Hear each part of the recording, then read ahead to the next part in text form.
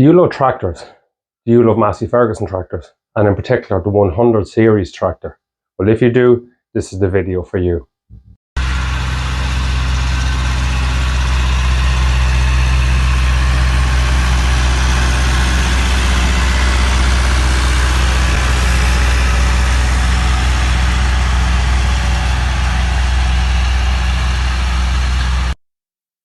Happy weekend, everybody. You're very welcome back to the Agri-Motor Farm Machinery YouTube channel.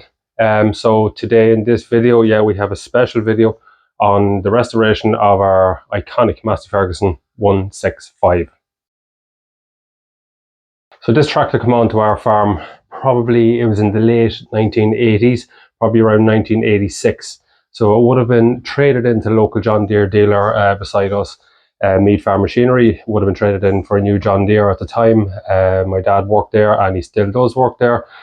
And I can remember as a young lad, I was probably about maybe 8, 9 years of age, driving down to Oldcastle with this new John Deere when this Massey Ferguson 165 was traded in.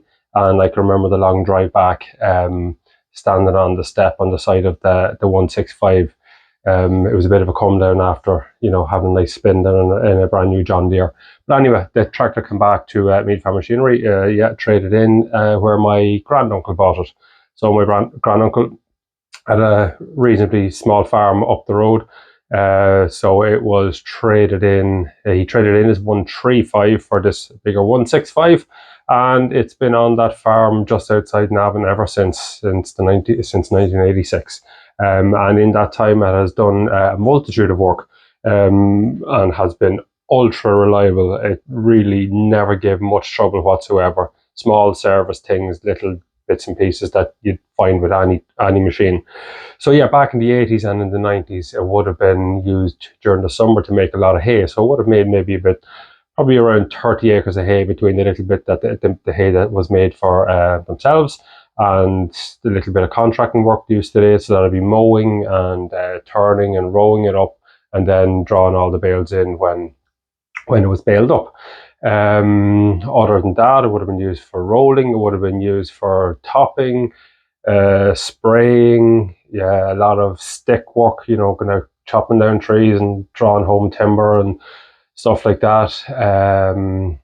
I would have done a lot of maintenance work then on a stud farm just outside Navan. So my granduncle used to do a lot of maintenance work around the stud farm, just outside Navan. So that tractor would have done a lot of work there down through the 80s and the 90s.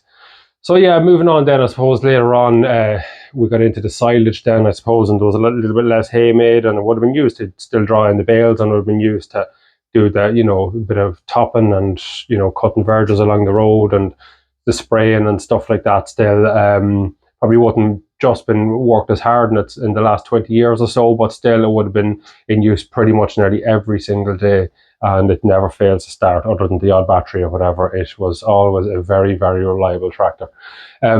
So my granduncle passed away sadly in 2013, and the tractor was the farm of the tractor was left to my dad, and it's still there. It's still in everyday use. So what is it? It's a Massey Ferguson 165. It's the Mark III model. It has the 212 engine, which is 212. It's 212 cubic inches. So it's in modern day terms, it's about a 3.5 litre engine. They're a fantastic engine. They're bulletproof. They're all around the world. These engines still going strong. Getting parts for them, repair kits, liners, sleeves, pistons, anything you need is all readily available from various sources. So it's non-multi-power. It has wet brakes on the back, wet disc brakes on the back, and has a diff lock and a hand throttle, and the Mark III hydraulic pump. So it has the larger hydraulic pump. The hydraulic pumps on these, it's called a Scotch yoke pump. It's not like your normal everyday pump today, which would be a positive displacement gear type pump. It actually has pistons and cylinders in it, so there are seals inside in those cylinders. So what we noticed over the last couple of years, I suppose the hydraulics were getting a little bit slower on it, and I'm a mechanic and I have been for the last nearly 30 years now at this stage. So my dad says, look, bring it in, so we'll see if we can get the hydraulics sorted on it. And of course, as it happens, one thing leads to another. So yeah, we started, we took it in and we said, look, we'll have it in, we'll do a little bit of paint work on it. So we took the cab off, the canvas was rotten. Now it was still intact, it was still there, but it was cracked and it was letting water in. It was getting a bad shape, and the paintwork underneath the cab especially was getting rusted. So something had to be done, I suppose, just to maintain the longevity of it. So we said we take the canvas off, we take the cab frame off, it just all bolts off like Lego. It comes off pretty handy. It was no problem. I'd say about 2 hours the whole cab was off the tractor, brackets and everything unbolted, no problem. There was no gas needed. There was nothing. Everything just screwed off. It was fantastic to work on. So it started with that. Then it started with, we'll burn it outside and we'll give it a degreasing. Stuck it outside. We got degreaser onto it, hot wash, power washed it, got the bonnet off, got all the panels off. Which are then, sure, you have to paint it then after that, I suppose. So we got cleaning it then. We got really, into the nitty gritty then. So we took the rad out, we took the grills off, took all the wiring off, took the dash off, gave everything a good clean, a good rub down. There wasn't a speck of dirt left in it. Done any mechanical work that had to be done to it. So we took the hydraulic top off the back to expose the pump. We took the pump out. Got a repair kit for the pump, rebuilt the pump, put the pump back in. So we got the tools then for setting the hydraulic system on it. You can calibrate them now. Some lads say you can do it without the tools, but really, if you want to do a job properly, you need to get the tools for it. And all the special tools for these machines are still available. So VL Churchill in the UK would have made the original special tools for Massey Ferguson and other manufacturers, and they're still making them. They're still out there to be bought. So any special tools that you need for these tractors is available from VL Churchill in the UK. It's just a matter of sending them an email, paying for it over the phone, and they'll arrive to you within a couple of days. So that was fantastic. So we got all that done, got it back together. What else had to be done? There was the lift pump was leaking on it, so we put a lift pump on it. We took all the wiring out of it, so we rewired it. We got new grill for it, new headlights. They were in pretty bad shape. Now I would have liked to keep it as original as possible, but there was no real saving on some of the little bits and pieces. So yeah, parts are all still very much readily available. So QTP in Ireland, we got some stuff off QTP.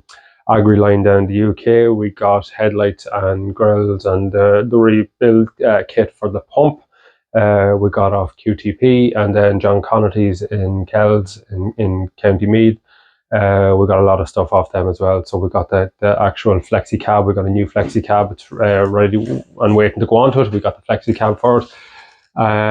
We got the paints off them. We got loads of other little bits and pieces that we needed. So all parts that I could find are easily, readily available for these tractors, which is great. I suppose one thing though, you do have to bear in mind that when you start a job like this, it's not cheap. We are doing it as cost effectively as we possibly can. We could have got the whole thing sandblasted. We didn't, because it would have been €600-700 with the wheels as well. We could have sent them off to be sandblasted and powder coated. We didn't. We done them all ourselves. So it was a lot of Saturday spent, cleaning down out with a wire wheel and a wire brush and that. And look at it, it turned out perfect. So yeah, we got all that done. Got it primed, got it sprayed. We got all the proper paint, Stony Grey, and the silver mist and that for the wheels. Yeah, it turned out perfect. And yeah, when I say we, my son Evan was involved obviously in this job with me as well. So he was the man in charge of anything got to do with the paint. And, he has a fair bit of experience on it. So I'd like to thank him for the fantastic job that he's done on it so far. The big one has to come yet, the bonnet. That's going to be the one that, we could send that off and get someone to do that as well. But quotes we were getting to prep and paint were €500. And it's a lot of money. All that adds up to thousands. So we're just trying to do as much of it as we can ourselves. And to date, we have done everything ourselves. So the last big thing now to get right is the painting of the bonnet. There's a couple of little holes where there was lights and that fixed on the front that has to be filled in, sanded down, rubbed down. Then we give the bonnet a good bath, a good cleaning down, and we'll get the paint onto it. the frame of the cab then has to be cleaned down and painted, and the 2 mudguards on the side, and that's literally all that's left to be done to it. The tractor is ready to start. I have a little bit of wiring and that to finish up on it, but the tractor is ready to start, and we will get it running. We're going to have a part 2 of this video, so part 2 is going to be from where we are now right to the very end. We're not going to drag this out, so we're just going to, we'll have more video in the next, because when I started this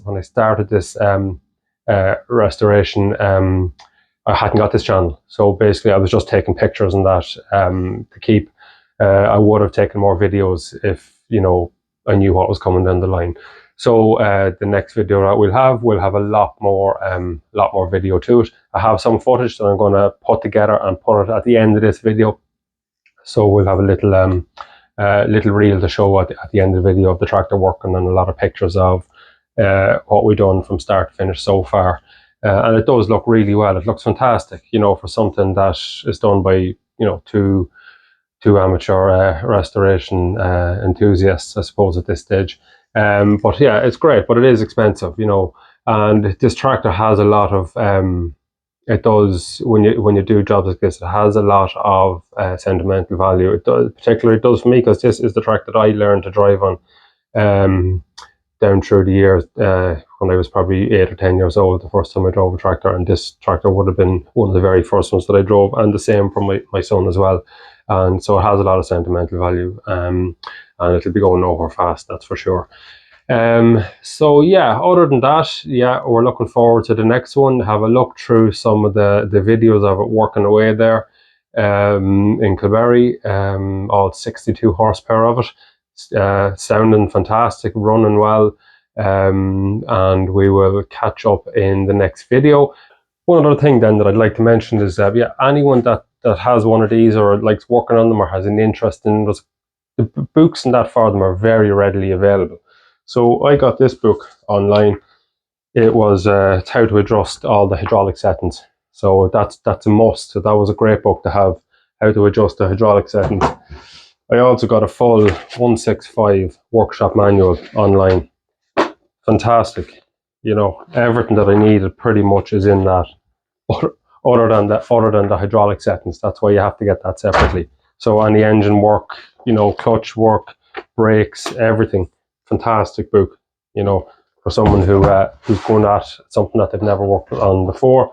And then lastly, just for general information, I'd highly recommend that book there, just for general information on the 100 series from the start. You know, the Red Giant, as they were called. That's a brilliant book. Michael Thorne, Massey Ferguson 100 series in detail. It gives all the models, all the specifications, all the, you know, differences between each model, where they were built, you know, what they're being used for today. So, you know, highly recommend that book as well, to anyone that's interested. There's loads of great stuff out on the internet, all, you know, easily found. I think that, you know, that wasn't expensive. I think I got that for 50 or 60 euro, you know, so it's not overly expensive, especially when you're doing a job like that. So yeah, plenty of information out there for anyone that wants it. I'd also like to give a shout out to the lads on the Facebook group, Massey Ferguson Worldwide, the Massey Ferguson Worldwide Facebook group. Anytime I posted a question or anything, it was answered generally within minutes, because there's hundreds and thousands of lads on that group, and there's girls on it as well, with in-depth knowledge on these machines. Whereas I didn't grow up working on these. I grew up working on later stuff, you know, from the 90s and the noughties onwards. Anyone that doesn't have any specific knowledge on these, just ask a question on that Facebook group and it will be answered. They're a fantastic bunch of people. So that's it for part 1, guys. If you like what you see, part 2 will be coming up probably maybe in about 6 weeks' time, when we get all this wrapped up, get the rest of the paint done, get it back together. It's nearly there. So if you want to see how it turns out, like and subscribe, and we will see you all on the next one.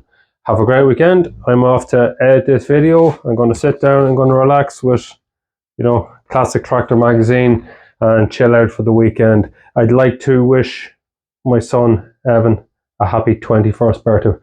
It was his birthday during the week and he turned 21. I just want to say Congratulations, lad. See you in the next one.